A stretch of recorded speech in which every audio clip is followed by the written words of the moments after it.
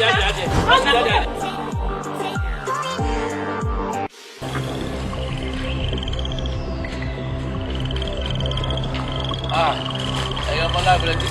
you come from? Hey, I live about the gas on, so Mr. Junior. Is that how you greet me? I don't know how to greet. Are you a military officer? We are greeting your daddy and say, Daddy, good afternoon. What's the meaning of that one? Daddy, me, I'm not feeling the Nigeria way. Oh, baby, you are not in Nigeria way.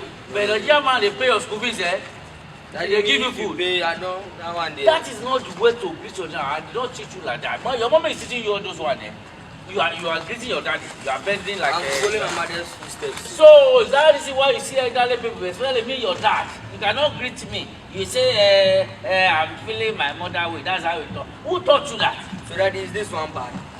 I'm a soldier. Are you a military man? This is a salute for military. When you want to greet another, you prostrate. When you prostrate, you go and get boy. Daddy, me, I'm not feeling that one. Oh my, wow. When you go prostrate, you don't go hear what. You don't go hear what. You tell me say, I what is that?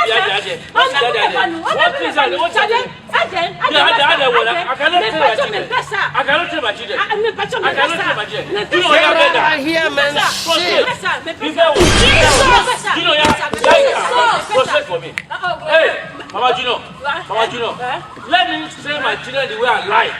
Let me tell you, you come on the back, you want to go over there. You come on the back, you go over there.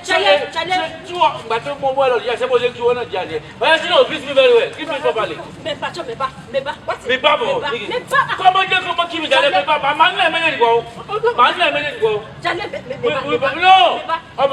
You know something. Do what your daddy wants. We must learn the lesson. Just try. Try for what? Try. I want peace in my house. I want peace in my house. Don't try. What is? It's a must for you to prostrate for your daddy. What are you talking about? Who the better man? You prostrate very well. Prostrate very well. I will knock your head with this now. What's wrong with you? That's how you should be greeting me every day. Somebody that senior you. You say, hey, you are. Tell me about train of my money. I'm the master. No, when you go to Nigeria, that's how when they receive you, they don't teach you how Nigeria culture. Nigeria. Money come along, Nigeria. Money come along, Olo Jama, Wafulo Keke, somebody go jelly, hello jelly, Wafulo J. What about you?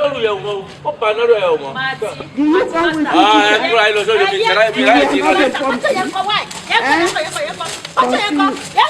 you? Inside.